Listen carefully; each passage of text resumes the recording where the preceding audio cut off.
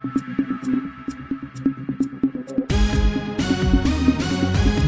महान्यूज. ताहाराबादमध्ये गोतस्करीचा पर्दाफाश.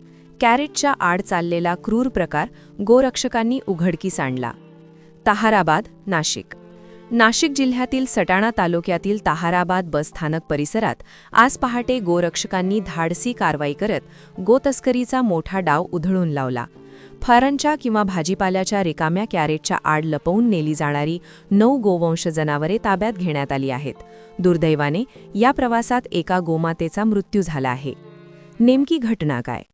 गेल्या 4 दिवसांपासून गोरक्षक या संशयास्पद हालचालींवर पाळत ठेवून होते.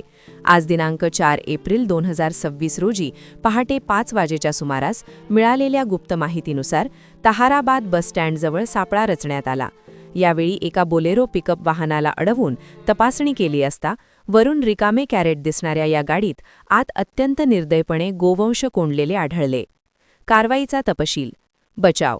या कारवाईत एकूण 9 गोवंशांना जीवदान मिळाले, ज्यामध्ये एका 2 महिन्यांच्या लहान वासराचाही समावेश आहे. हानी.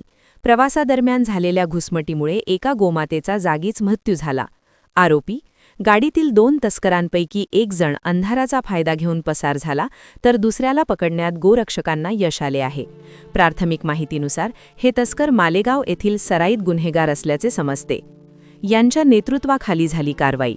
ही मोहीम प्राणीन फाउंडेशनच्या अध्यक्षा रणरागिणी नेहा दीदी पटेल यांच्या पुढाकाराने आणि आद्य गोरक्षक श्री शिवछत्रपती गोरक्षा जन आंदोलनाचे संस्थापक गुरुवर्य संजय काका शर्मा यांच्या मार्गदर्शनाखाली पार पडली. या कामी युवा सेना नेते अविष्कार भाईजी भुसे यांचे विशेष सहकार्य लाभले.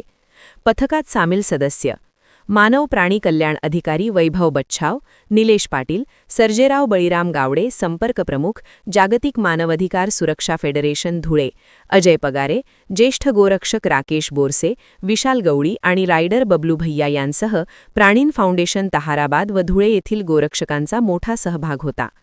पुढील कारवाई. सध्या या प्रकरणाबाबत जायखेडा पोलीस स्टेशन, जिल्हा नाशिक येथे गुन्हा दाखल करण्याची प्रक्रिया सुरू आहे. वाचवण्यात आलेल्या गोवंशाला पुढील संगोपन आणि रक्षणासाठी सुरक्षितपणे गोशाळेत हलविण्यात आले आहे. गोरक्षकांच्या या धाडसी कामगिरीबद्दल सर्व स्तरातून कौतुक होत आहे. BN महान्यूजसाठी सचिन सोनवणे, सटाणा.